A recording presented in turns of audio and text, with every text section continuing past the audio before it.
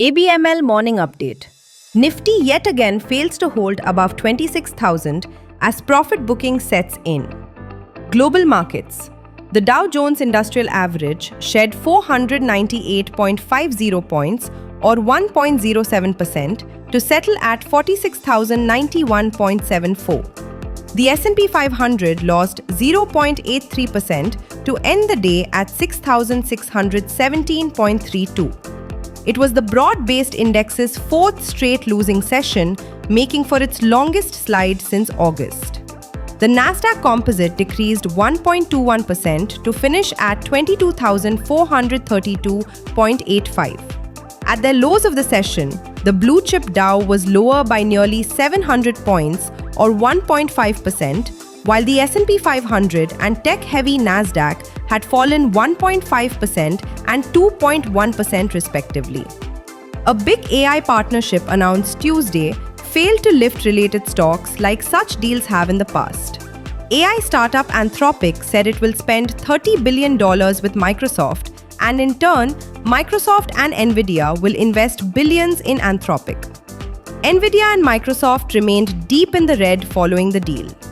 European stocks closed lower on Monday as concerns over a potential AI bubble and broader global economic weakness dented investor confidence. The Pan-European Stoxx 600 fell 0.58%. Domestic market. Indian equity indices ended on a negative note on November 18th. At close, the Sensex was down 0.33% at 84,673, and the Nifty was also down 0.4% at 25,910. GIFT Nifty trades higher by 30 points at 25,940, signaling a gap-up start to the trading session.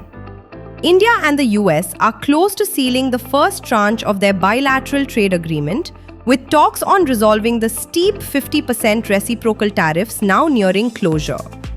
These duties, which include an additional 25% tariff linked to Russian oil purchases, are expected to be addressed soon as broader negotiations continue. Meanwhile, India's exports to the US have risen 10.14% in April to October fiscal year 26 to $52.12 billion, driven by key sectors such as electronics, engineering goods, pharmaceuticals, and textiles, although growth slowed after the tariffs took effect in August. The US remains India's largest trading partner, accounting for approximately 18% of India's goods exports.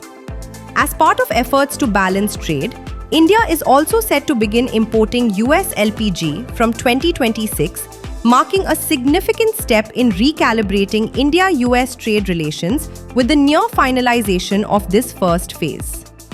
Focus for the day: UK CPI, Eurozone CPI. Key corporate developments or policy actions. Azad Engineering has signed a master terms agreement and purchase agreement with Pratt & Whitney Canada Corp for the development and manufacturing of aircraft engine components.